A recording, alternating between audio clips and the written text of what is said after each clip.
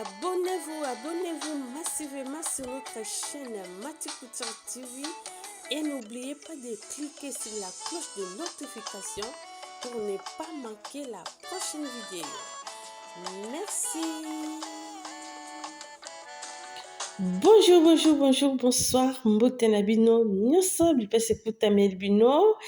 Ngai ya bino Mati Couture TV. Nayebi ke boza bien. Partout dans le monde, si kana sobozo landangai, vidéo e comme la bino nayebi boza bien. Ngai pe naza bien. Et voilà, le loto so sala modèle auto so sala yango bomoni yango. Et ça kingo nango ezali croisé comme V croisé. Maboko nango ezali ya molai un peu célestone na coupe nango de tokataki. Maboko nango na se totie élastique. Et puis na mukongo nango ezali kaka nde bomoni totie fermeture te parce que liboso eza déjà croisé moto akozana facilité ya kolata yango. Et en plus totie ki susu colle. Nasi nango wana totie ki ba France na biso ezali volant na France. Voilà tozo banda coupe nango sko ensemble na bino elongo to na ndenge tokokata yango. Merci. Ceux qui n'ont pas abonné, abonne-toi. Kobosana te ko cliquer na cloche de notification pour s'engager ba vidéo nous écoutaka na Mati Couture TV. Merci. Wasikoto bandi ko kata elamba na biso. Premièrement, il faut otala ba dessin na yo ya elamba ezandenge nini. Oyanga na moni ba dessin nyonso eza ekokana donc na tandi elamba nanga na sima ya malamu après na kobalana sima mabi. Il faut na banda kozona ba mesure poitrine eza na 116 poitrine 116 tout détail eza na 108 divisé par 4 et puis hanche na biso ezali tout des bassins eza na 126. Et voilà ce que toko banda kozwa mesure awa nazo mesurer tour des bassins divisé par 4 et puis c'est 31 mais nakozwa na 32. Voilà mesurer au tali est-ce que koki voilà on qui ekoki. Aussi longueur il y a découpe eza na 44 après pe si longueur esili ngomoni wana nakozwa ba valeur nanga nyonso tout ya poitrine na calculer nde omoni wana nazongisi wana sima parce que leki na mesure yango par rapport ya 126 ezali tout des bassins na tie ezali 32 plus à créer à liboso après ya mibale valeur à couture na sima valeur et tirette et la mbala biso kokota tirette na sima te mais na kotiango valeur à couture tirette. Pourquoi? Parce que et valeur et tirette tu as na sima et cause à la importance un jour ce qui est monene au fond la kakawana. Et voilà ce qu'on a vendu kozo ba mesure nanga ezali ya longueur mobimba ezali na 65. Sikoto okata na ya découpe ezali kolo et couper ça 44.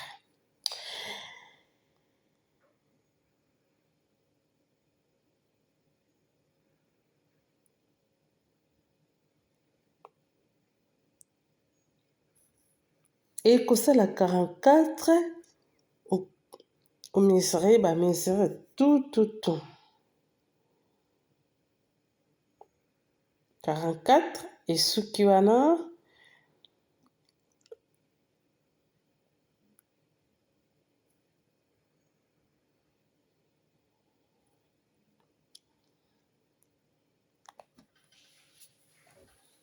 après au tracé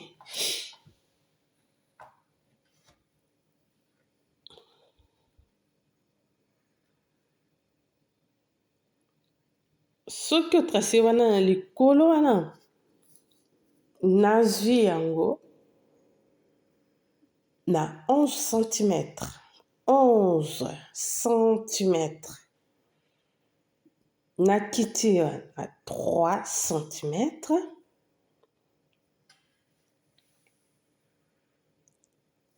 Et puis na tracé.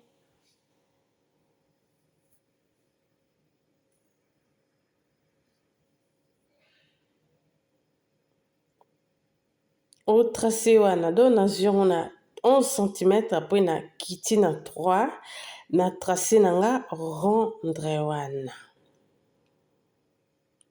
Awa sikoyo nakozwa oyo ezali mesure ya épaule. Épaule ezali 40 et divisaka na 2 en 2 parties ekosala 20. Après wana na kiti na ngai na 32 test na kiti na 32 wana nakokalkulele mpe kaka oyo ezali poitrine place na kiti na 32 wana na trait wana bozomona craie.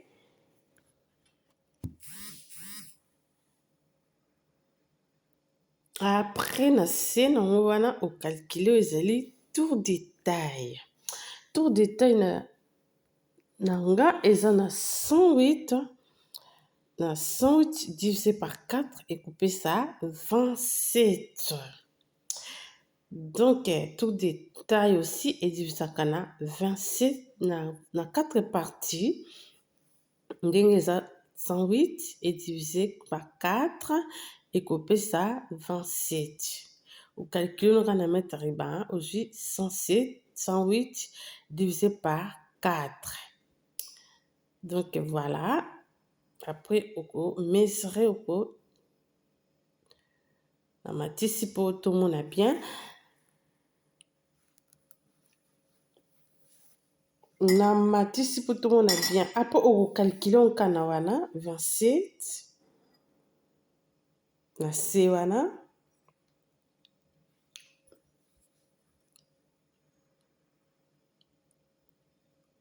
mbakisi valeur à couture. Natie valeur à couture ebele na tiongo combien 6 parce que na pince pe ero kobeta pince ekotikala ba 4 cm. Kuna na se na kiti na 2 cm pour épaule ezala ya komata te. Donc épaule oyo eza coupe ya boye. Jamais kotika épaule ezala tout droit. Il faut kita wana place oskaki na épaule eza na 40 place oskaki na 20 okiti sous na 22 cm na se. Après au tracé yango esala pente. Et voilà ce que nous avons tracé à partir de l'épaule, place nous avons 20 cm. Tina sewana côté poitrine et l'équi na se à poitrine. Après nakobakisa valeur à couture sous place ya poitrine wana. Nde kosinga na tracé nakobanda place poitrine suki na kei ti place tout détail et suki na tracé. Après na jipesa valeur à couture na tracé yango li susu. Ndenge na tracé yango bo susu après esili nde kosinga siko na kata elamba kati yango après oko kata lisusu partie oyo ezali ya devant. Partie à devant. Et voilà ce que nous avons na se wana. Nous avons na se place na kite na 3 cm. Koke na tout droité. Pour place wana na kingo, il faut kota mwa col wana.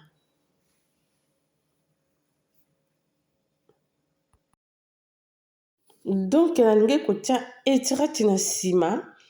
Na linge kotia valeur etirette na sima. Mais na tie yango lisusu te.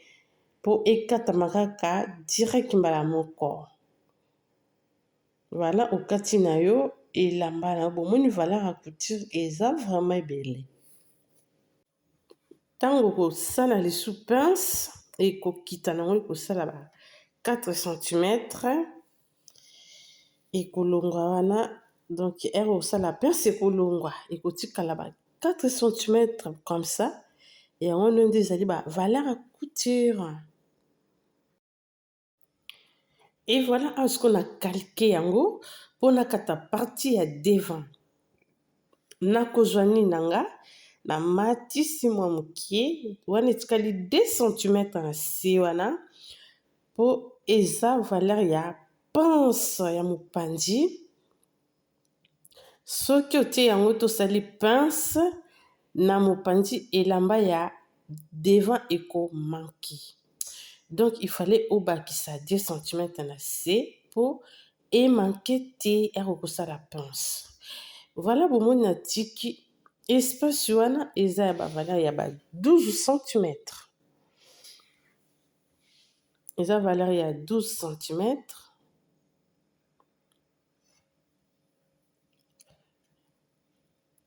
Pona nini nalekisi yango po elamba likolo na liboso ezali croisé.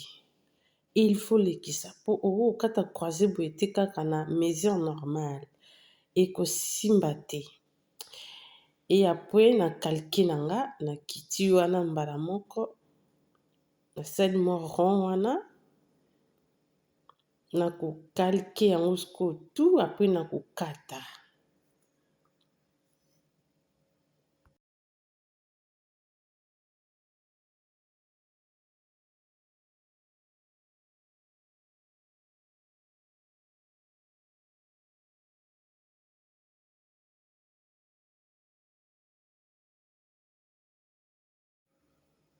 Après esilité, il faut ce que tu as croisé.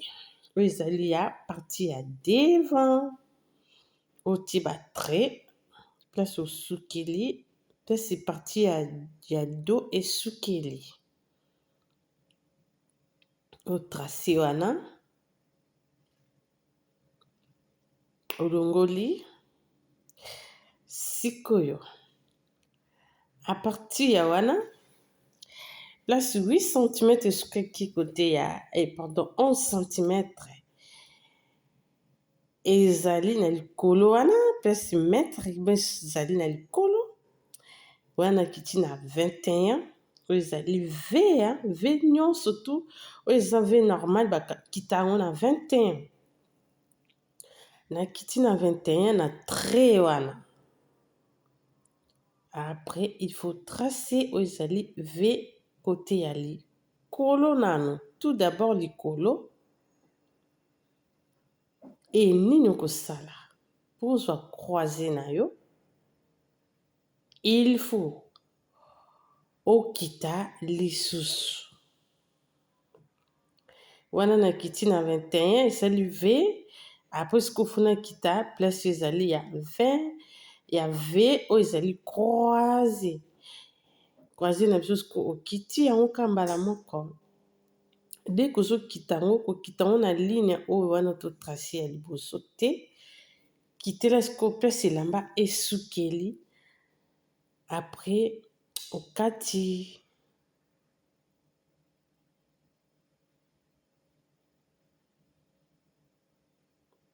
Donc voilà. Voilà.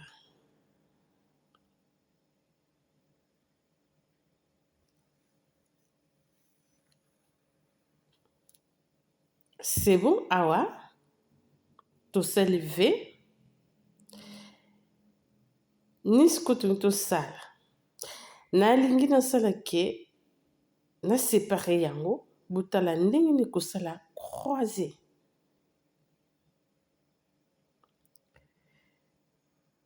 Naji partie à droite. Oza likolo, partie à droite. Na plié yango juste côté ya et si kezali plus ezali ya tosuka ki place ezali ya ligne wana ezali ya 12 cm. Et voilà bomoni nazwi trait à 12 cm na tout anisi yango na 12 cm. Bomoni croisé sikoyo yango esali bien. à partir ya trait wana eleki nango, ce n'est pas un problème parce qu'ils a croisé, c'est tout à fait normal.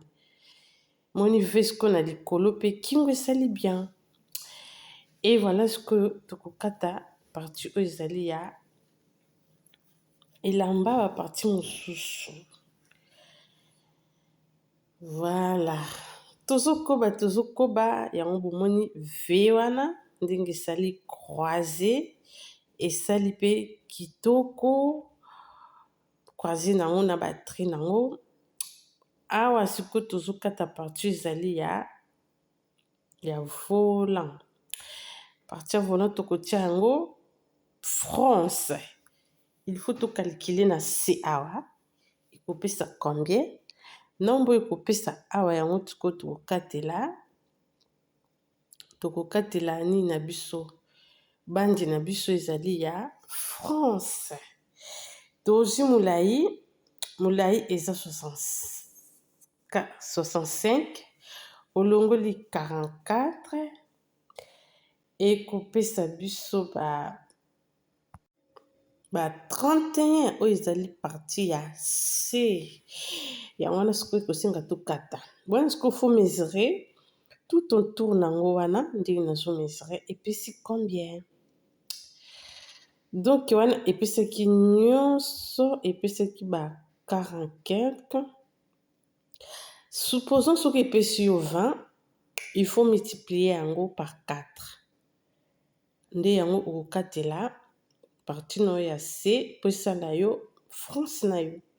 Yango nga nazo calculer.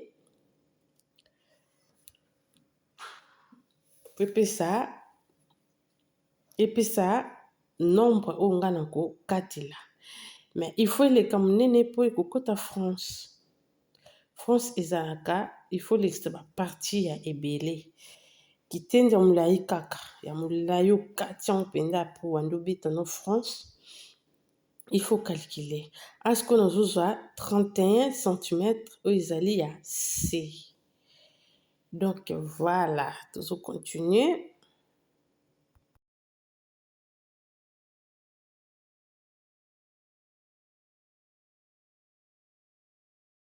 Tango silisi kokata yango wana,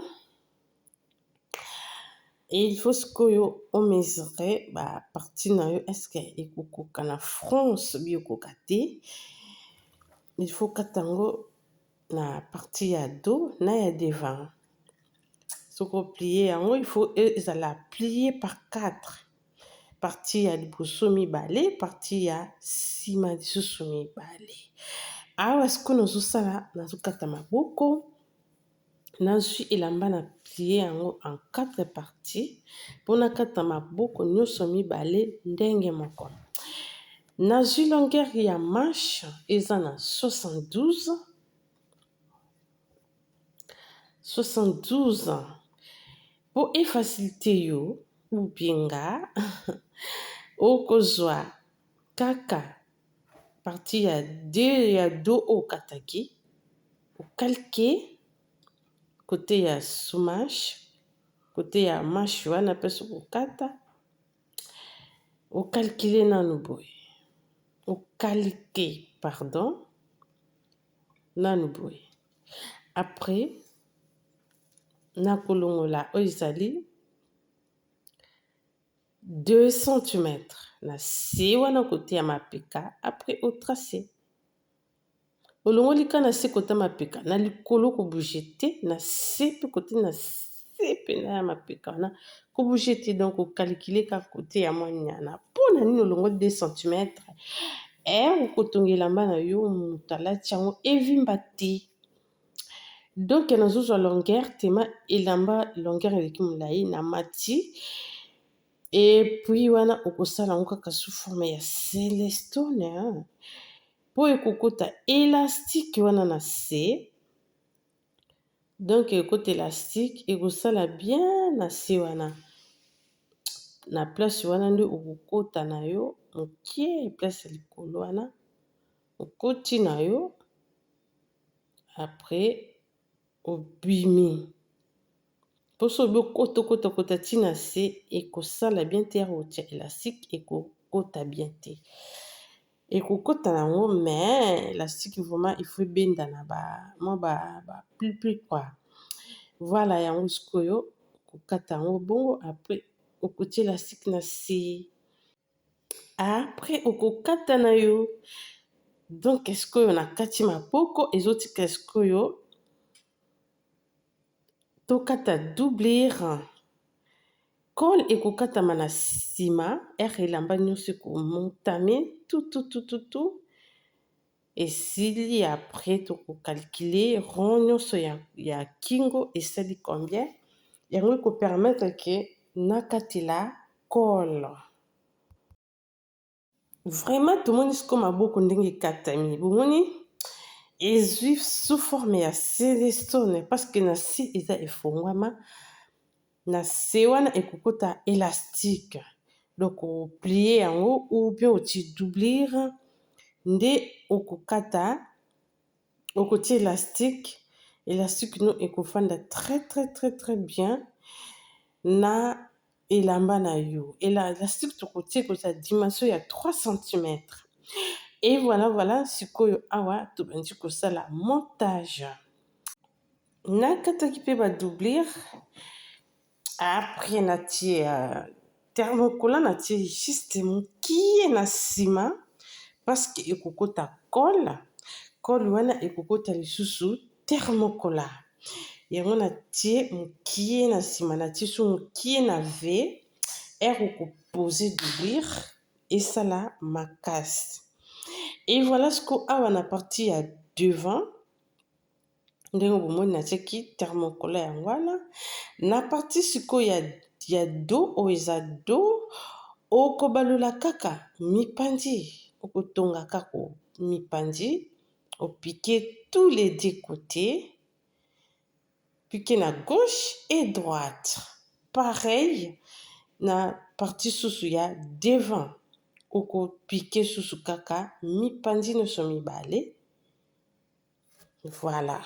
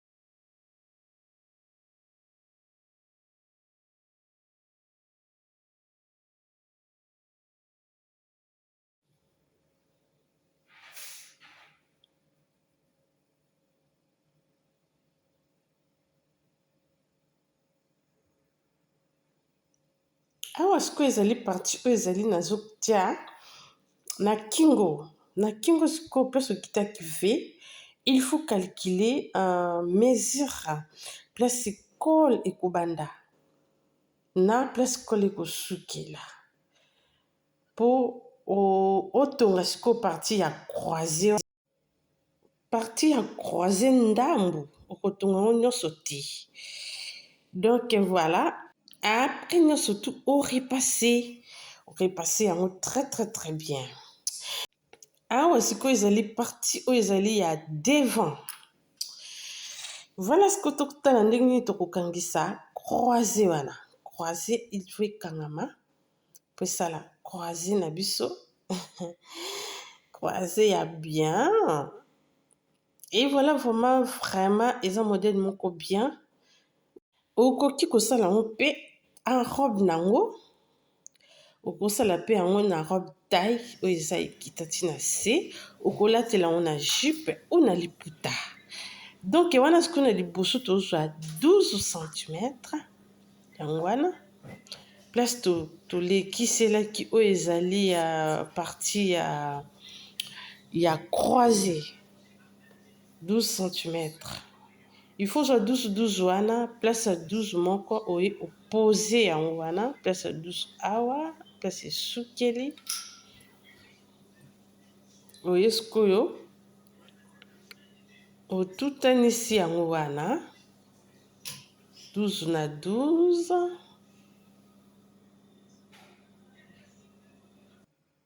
osali bongo sikoyo il faut piquer yango na suka kuna po eningana te wana sikoyo avosala pince il faut otracer na bongo. Donc 12 wana esalinga pe katikati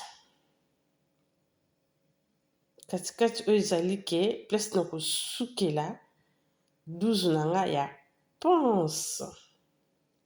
Et voilà ce que pince ya partie ya droite ekozwa pe kaka na droite nango partie ya gauche pe gauche nango wana opike wana po partie ya droite na ya gauche ezala ekangama okosala pince na yo ezala séparé te. Donc voilà bomoi siko croisé yango yo voilà ekoti bomba pe téléphone wana et voilà croisé na biso oyo croisé yango oyo siko partie ya 12 wana nde yango ozwi katikati yango omoni esali katikati na biso yango oyo katikati yango wana. Et voilà abonne-toi na Mati Couture TV mosala malamu vraiment kozanga te kosabone tala vraiment vidéo ntina suka donc bozomona naza vraiment fatigué mais nazolika mingi vraiment nakotisa yango po tozwa yango tokonsome yango totala yango tozwa baide ozwa ide ya elamba yango soki oza pe na moyen otongi soki te obengi Mati Couture TV akotongela yo. Donc nazosilisa yango po tosepela po tobakisa mayele on apprend tous les jours. Sala siko awa ezali point caché ezali ya épaule. Comment okosala point caché? Na expliqué déjà ndenge nini okosala point caché pour okobeta couture na yo ebima kaka propre. Nalakisa yango pe déjà eza na kati ya chaîne soki obeti comment faire point caché. Komona yango na expliqué yango pe bien. Donc voilà puisque nous osala supika na épaule wana point caché pour noko tonga na balusi ebima propre.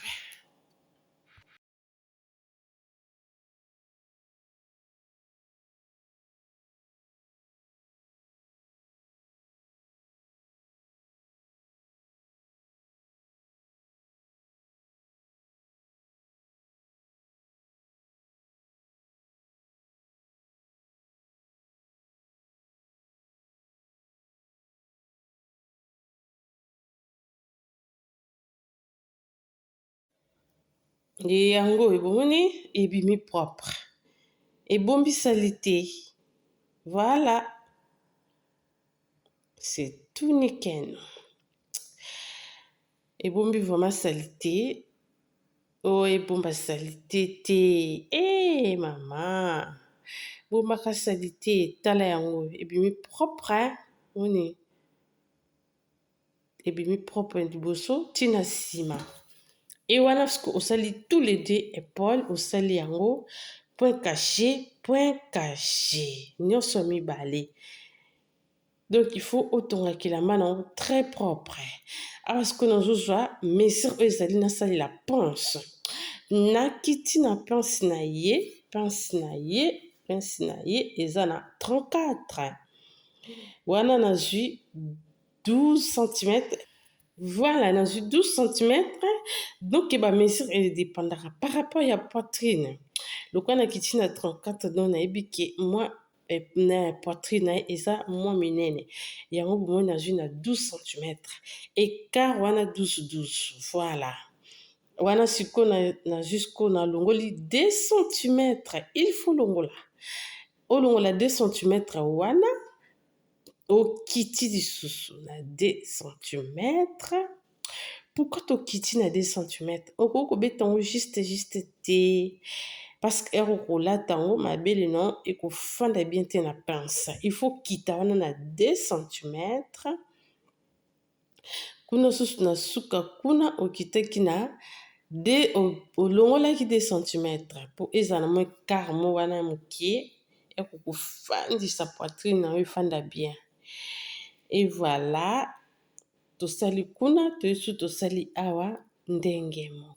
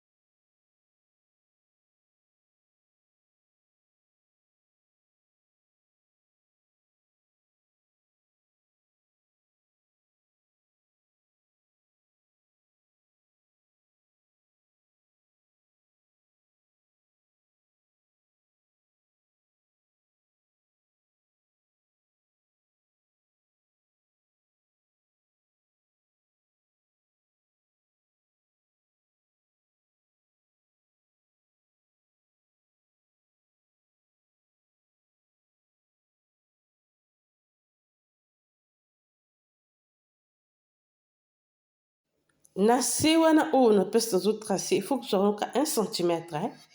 Après mati côté ya songe wana, place okitelaki na 2 cm. Erokobeta pince na yo ekosala bien. Après au tracer place olongoli 2 cm na mopandi à côté wana. Après na suka awa okolongola 1 cm. Ndenge na ti boye déjà eza 1 cm au tracé. Au juste 1 cm tracé. Donc, règle oyo eza pe na ba centimètre na yango. Eza na ba centimètre na yango ko ko mesurer kambala moko. Donc, nde nazo mesurer wana eza te ke na ozwa te nazo zwa. Nazo yeba déjà ki awa eza boye centimètre eza boye. Et voilà, après siko kokende kobeta na machine. Avant beta na machine siko faut zwa partie ya dos. Au tracé na yo katikati na yo. Après, ozwi 12 cm. Quand nous ozwaki devant 12.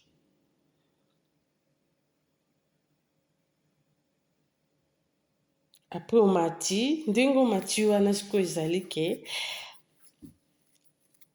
po ozwa mesure ya pince na ezali ya épaule 12 cm. Na kitaki wana na 10 cm. Wana susu ye 10 pour permettre yo ozwa mesure no bien ezala net. 12 wana siko 12. Wana 10. Après oko tracer na yo. O tracer yango na règle na yo. Après okolongola 1 cm na se. Nde ekosenga ke o matati likolo na mesure ya pince na yo.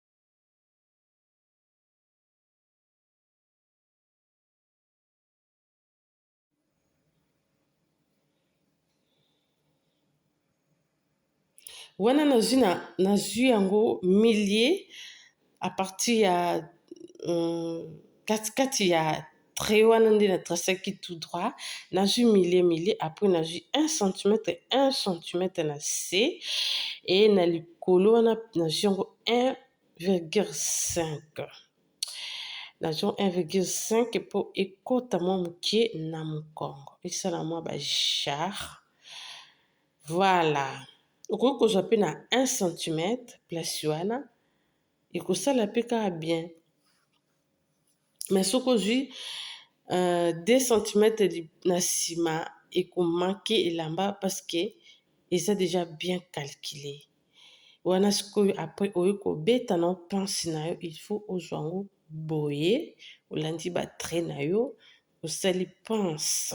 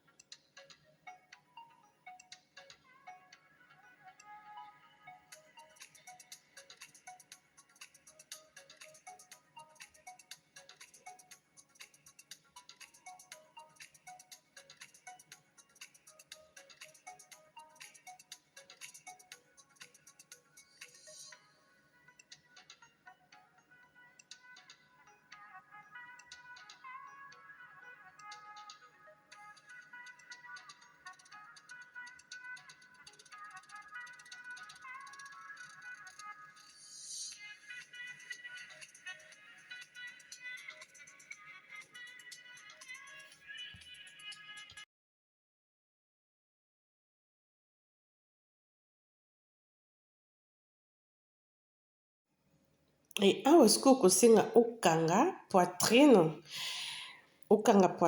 okangi tour de taille oyo ezali ya côté na se wana okanga yango omesure poitrine na ye eza na 116 divisé par 4 epesi 29 oke na se côté ya tour de taille eza 108 divisé par 4 epesi 27 après otrace ndenge bomoni wana après otongi mipanzi tous les deux mipanzi na mesure moko.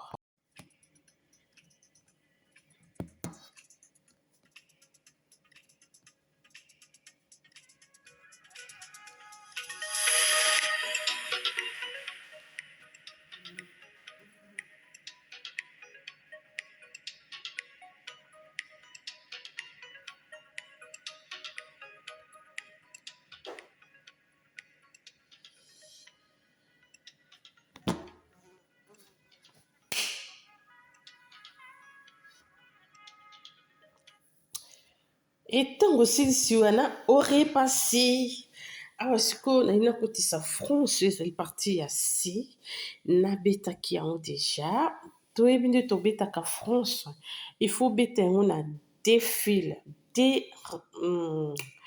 en fait comment na oloba il faut beta yango na deux rangées obeti première obeti so ya deuxième après obendi France na yo ti ozobenda yango ozokokanisa mpe yango mpo bafrance côté nyonso to ezala ekokana.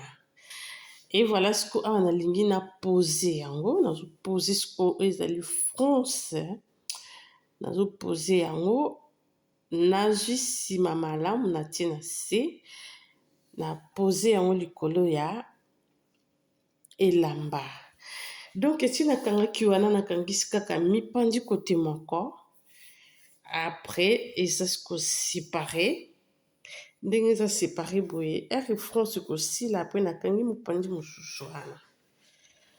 Et voilà tozokontinue modele na biso kala te ezosila bozomona yango kala te tozomona yango ndenge nde ezobima.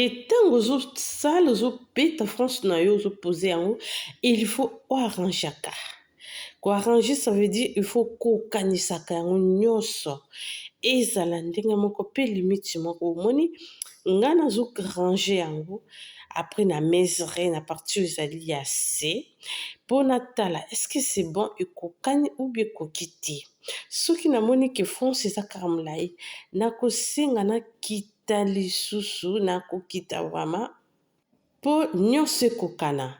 Donc voilà ozopike mpe ozotala estce ezokokana nyonso ekosila ou bien ekozanga. Et voilà ti ozoarrange yango yo moko oyeba estce ezokoka ou bien ekokoka te yanga eza nango ya kokoka ndenge nazosala bongo nazomesure na partie ya se na ndenge nazobenda France wana nazopose yango nayeba ke ekokanisaka yango nyonso fo kokanisa yango nyonso mpo soki te mosusu ekozala ekota kote ebele mosusu kote mosusu ekota te.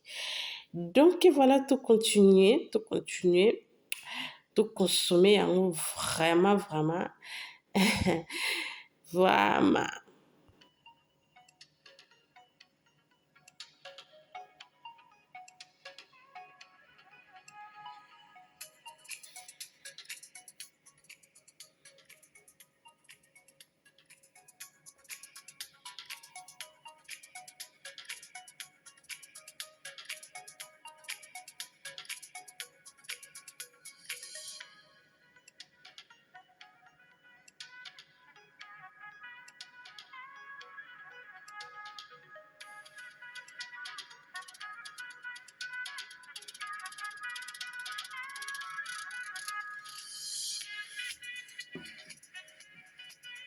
Et voilà tokotisi sikoyo France na biso yango bomoni yango siko il faut nakanga tous les dépendis na se wana nakotia na ngango ourle nakobeta yango ponte oyo babengi ourle na se wana nakobomba pe lisière nakobomba yango ekomonana te. Donc voilà ce qu'il faut okanga siko pandi moko oyo wana otikaki. Donc na koti France wana nyonso to eye côté moko mopandi moko na tourne yango après nde nazokanga yango sikoyo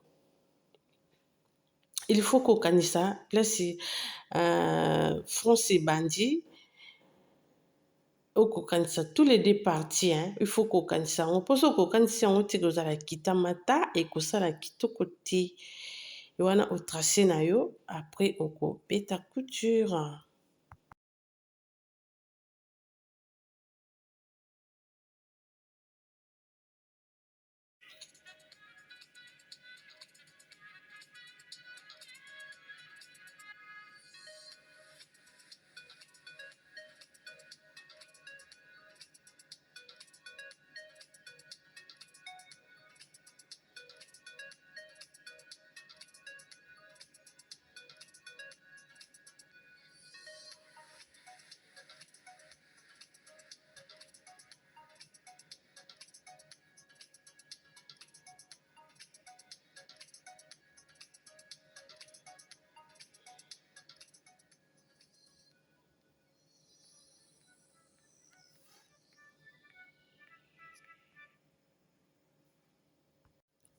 Et voilà.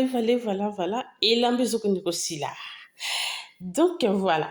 Bomoni France yango ekoti pena kitoko. Ekoti très bien. Ekoti hein. Siko apo osala ourler na se wana. Apo kokotisa maboko, kokosisa maboko otie colle. Donc voilà il ezokende aussi là et ezokende aussi là. Pardon s'il vous plaît. Bokomatele nga botiela nga ba like ebele s'il vous plaît la famille, mes abonnés, mes amours. Et voilà siko awa maboko nalingi natia et kokote élastique bomoni eza ya monene nde nabaki na se wana nabeti ourlet nabeti yango ponte pardon na piqué yango après siko na kokotisa élastique na se wana ekokota élastique. Voilà désolé vraiment cliente ayaki déjà kozwa elamba nazalaki so na temps ya kosala video te. Voilà bomoni yango ebimi kitoko vraiment ebimi kitoko etala ndenge abongi makasi pe mokongo nango yango wana bomoni ke alati yango mpe na jupe wana bomoni ete bayaki jupe patinaise alataki yango mpe ebongisaki kitoko makasi nga moko nalulaki yango mama kitoko makasi cliente nanga mpe azwaki yango asepelaki et voilà soki oza na besoin nango kohésite te appelle-moi benga Matikuti TV akotongela yo ou bien otali mpe omoni osali yo moko. Vraiment on apprend tous les jours c'est ça le modèle. Merci nasengi na bino bolike tokutana na prochaine vidéo. Bye bye.